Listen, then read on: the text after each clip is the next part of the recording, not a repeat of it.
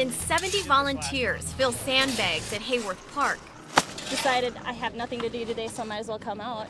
So, and support Bellevue. Susan Wiper, happy to be a part of it. It feels good to be working with a group of people that actually wants to do something for the community. I hear a lot about it. And it's like, man, I keep telling myself I got to go out and do something, and now's my chance to do it. Bellevue needs to fill 5,000 sandbags to build up a berm to protect parts of the city. If the floodwaters get up high, I know that this is, going to help keep Bellevue safe. They asked for 40 volunteers. Many more showed up. Team effort, and when people start getting tired, shoveling the sand and everything like that, people are more than willing to pitch in and trade out and put their back into it for a while. It's really nice to see people volunteering to do something like this. The radio call goes out as a business fire, but when crews arrive, they find a lot of fire and not much business. I happen to be across the street watching the football game. Brett Fickler owns Invisible Fence. His business is next door to the bagel bin, where firefighters say the blaze started. Flames just moved into our side of the attic, and it'll all be burnt to the ground here in an hour, I'm sure. Fickler might sound pessimistic, but he's just being realistic. Within minutes, the fire did just as Fickler predicted. His business becomes more fuel for the flames. Currently, the outside air temperature is -6, and these crews continue to battle this blaze. At that temperature, the water can almost freeze into snow before it hits the fire. Take that and add wind, crews got a fight on their hands. While flames, smoke, and steam fill the sky, all people can do is watch their hard work go up in smoke. All our inventory, our equipment, our computers, our customers, our files, everything's in there. There's not much I can do about it. If I could stop it, I would. As temperatures continue to drop, so does water from fire hoses. Firefighters doing their best to save what's left of a business community. At 119th and Pacific, Dave Roberts, Action 3 News.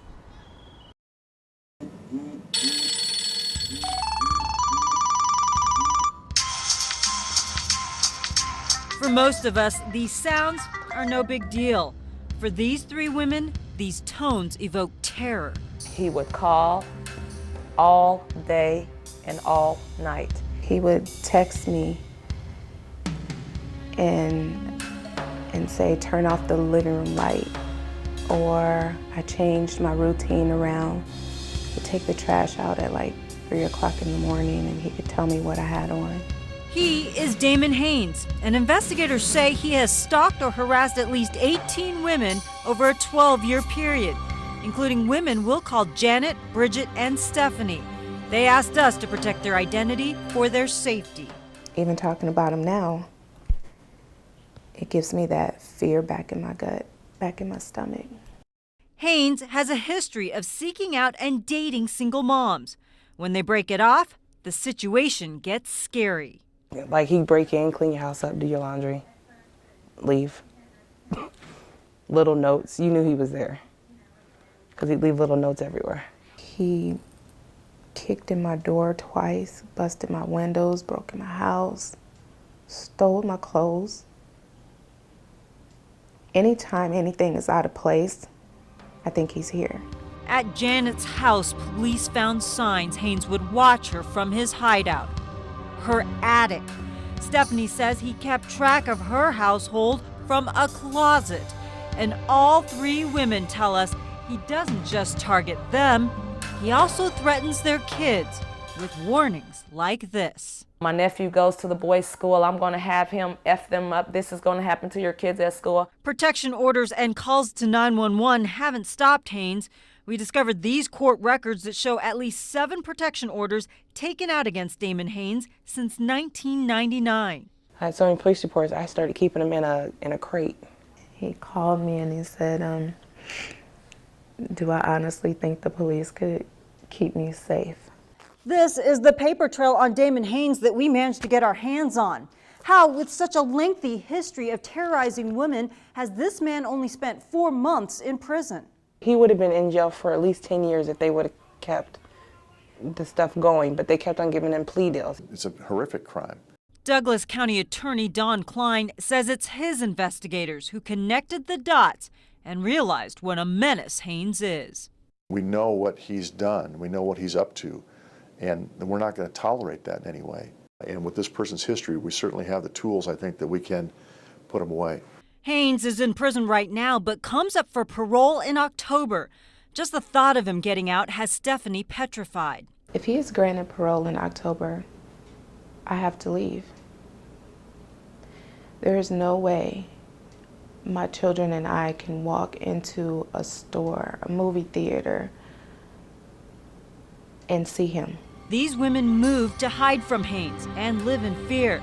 They want to warn others about Haynes and men like him who show possessiveness and jealousy early on. Stephanie emphasizes, trust your instincts and be very clear about what you expect in a relationship. That's not love, that's not infatuation, that's insanity.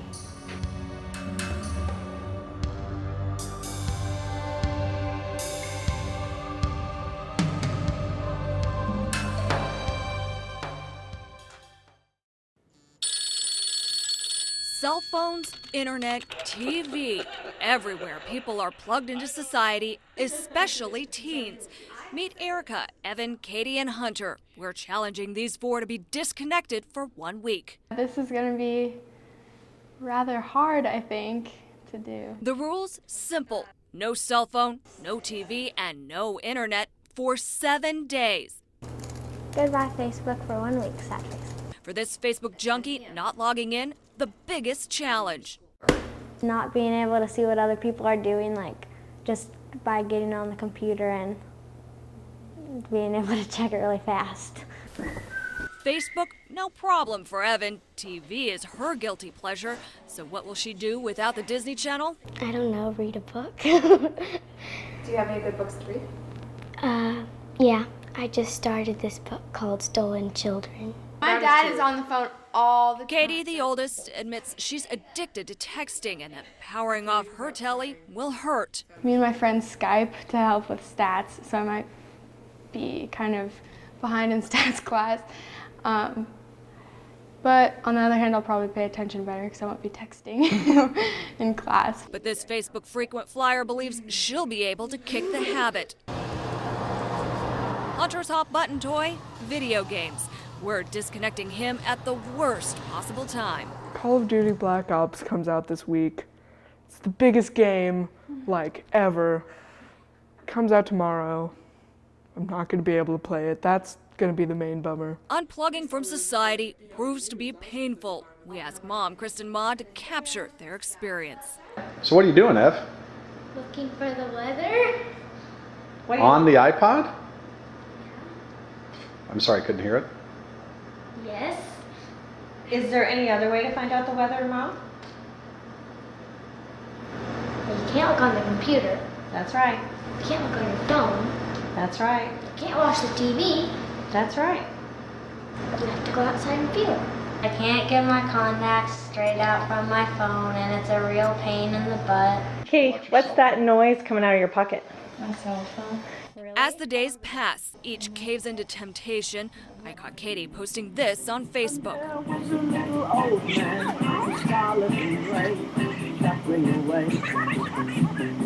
1 week later, I asked how they did. Yeah, it broke like a couple hours after the interview. The video game won over Hunter's will. I opened it up, and it looked really fun, and it enticed me. And before I knew it, Katie told me not to. Before I even knew it, I was in the basement playing it, and I was like, what have I done? And only Evan said no to Facebook, but she admits she too broke. I watched TV a little on Friday and Saturday. Go for it. You've been disconnected. Being disconnected for a week, unbearable. But each admitting they've discovered self-entertainment. Even parents Matt and Kristen Maud found teachable moments in the challenge, like learning how to use a phone book or how to get a weather forecast without a TV. But ask them if being disconnected is good. Don't do that to your kids. Do not make them sit through a week. Do not make them sit through a week of having nothing to do, because really in the end it'll make you have to parent a lot more and entertain them a lot more, and it's a burden. But their parents say yes. Liz Dorland, KMTV, Action 3 News.